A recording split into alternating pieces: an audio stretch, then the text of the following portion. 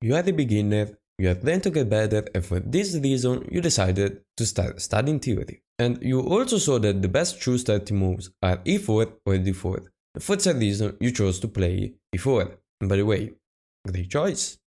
But you probably know that there is a ton of theory. But don't worry, because with this opening, you're going to solve a lot of problems. e4. First move, best move, obviously, I like it. And now your opponent has a lot of replies, and I'm going to talk about that later. But if you are a beginner, I'm sure that most of the time people are going to reply with e5 because as a beginner is the first thing you learn.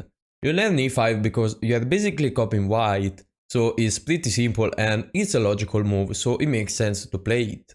Now, white plays knight on f3, targeting the pawn and developing a piece. This is really important because in the opening you should really develop minor pieces, which are the knights and the bishops, instead of major pieces, the queen and the rooks. Because they are less important than though, but they are really powerful, and if you develop, let's say, the queen early on in the game, you are going to lose it, or you're going to waste a lot of times trying to defend the queen.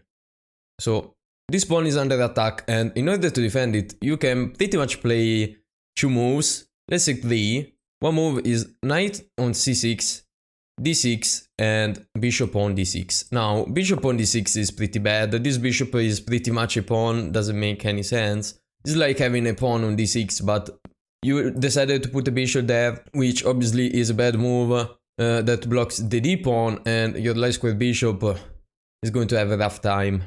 d6 is a move that we're going to see later. The most played move is definitely knight on c6, which makes a lot of sense. You are developing a minor piece, defending the pawn.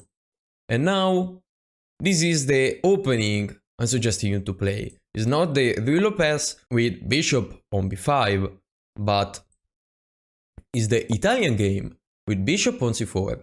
The Italian game is much more logical for beginners because you're pretty much following the opening principles in general.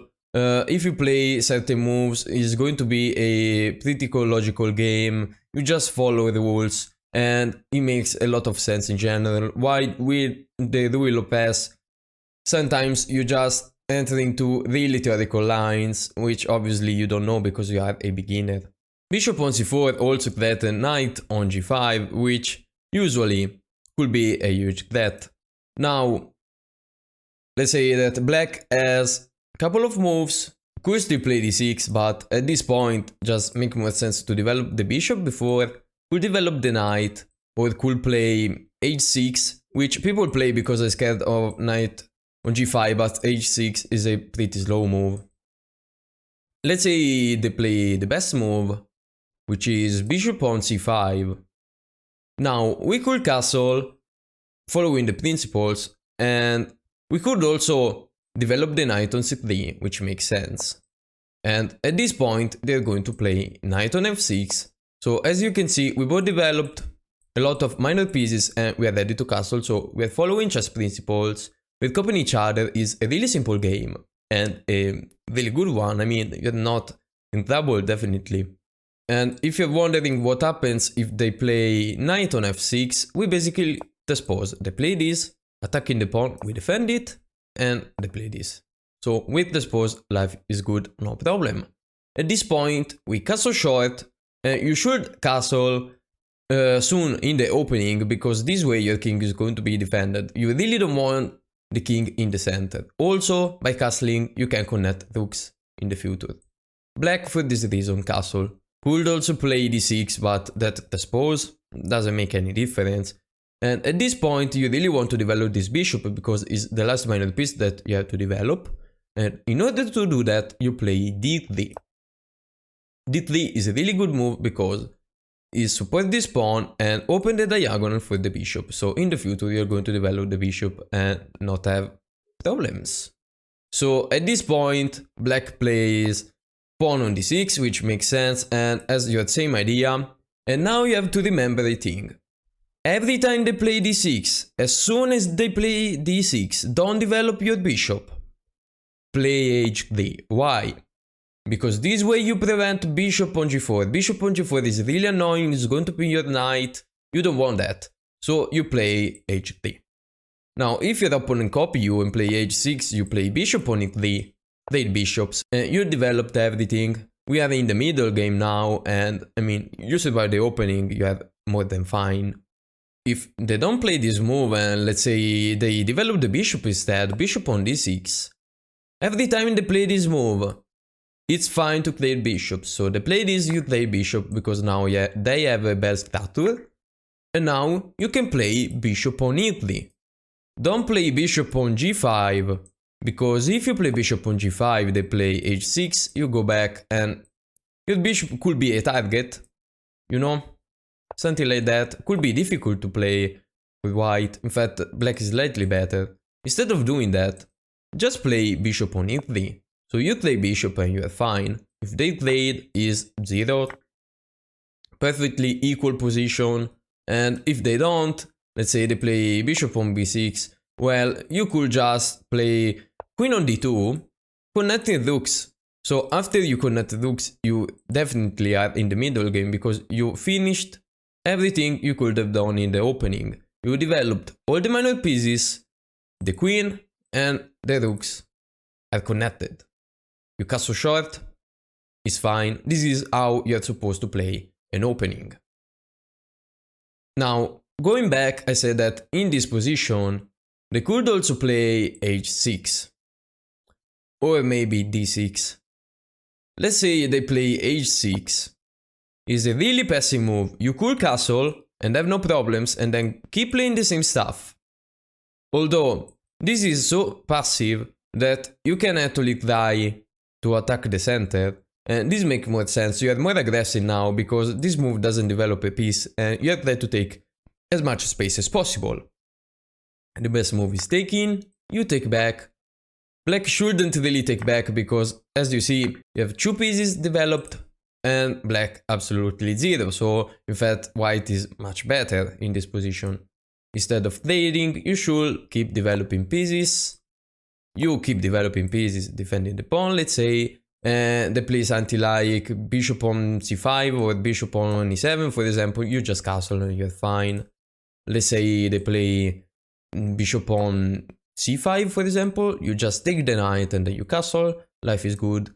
White is better and has more space, so h6 is not a great move. You should play h6 only after you castle as black.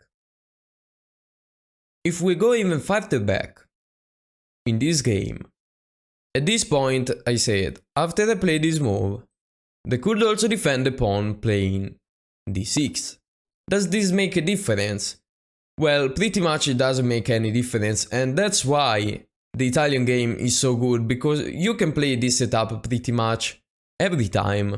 Doesn't really depend on what your opponent does. Sometimes it depends, but you're fine in every case. So at this point you develop the bishop on c4. They develop the knight on f6 usually, even on c6 makes sense.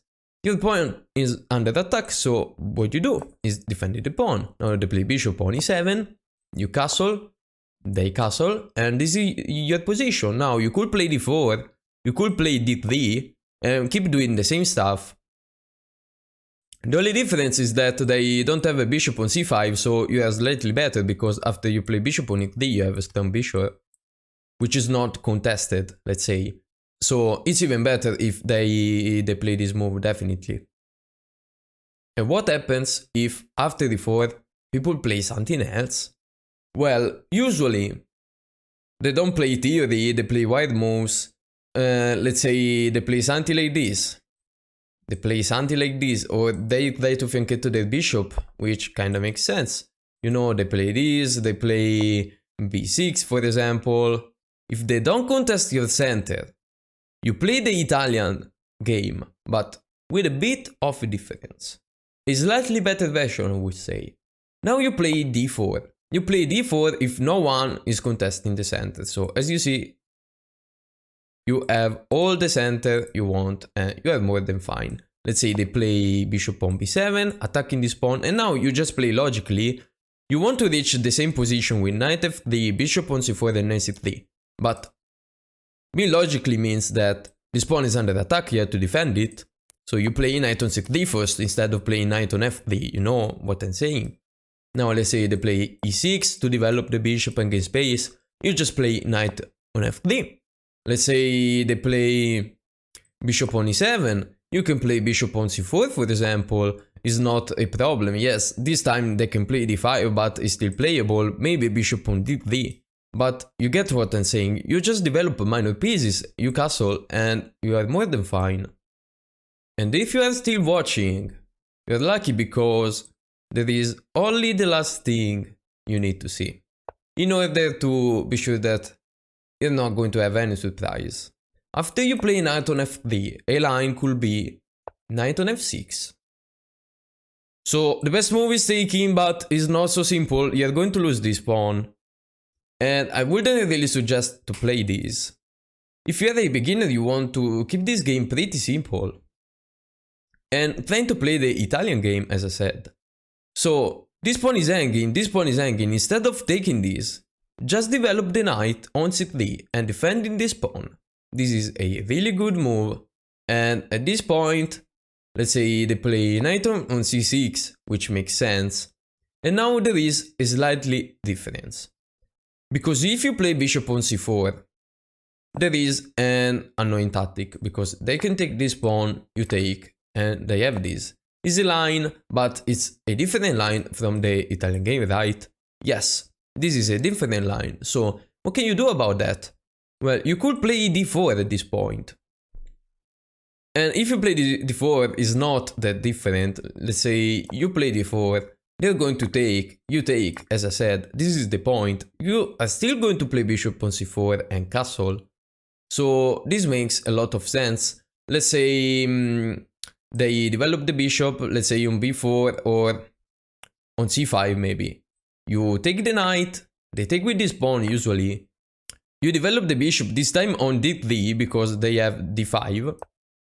After that, let's say they castle, you're still more than fine. You developed your pieces and, I mean, you have no problem. This time, you can still play bishop on e3, but you have double pawns. So you play bishop on g5, queen on f3, putting pressure on the knight, and you are playing just logical chess. Let's say they develop this bishop, you know.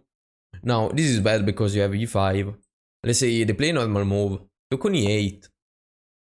And at this point, you can play queen on f3, followed by bishop on g5.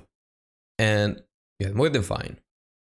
So, after all this stuff, guys, I hope you know how to play the Italian game now. And remember, it's pretty logical. You pretty much do the same stuff every time, just with the slight variation. Just think about that before playing, but doesn't really make a lot of difference usually. You just play e4, they play this, knight on f3, knight on c6 is the main move, bishop on c4, bishop on c5, knight on c3, knight on f6, castle short, d3, d6, and h3. Every time they play d6, you play h3 because you don't want the pin.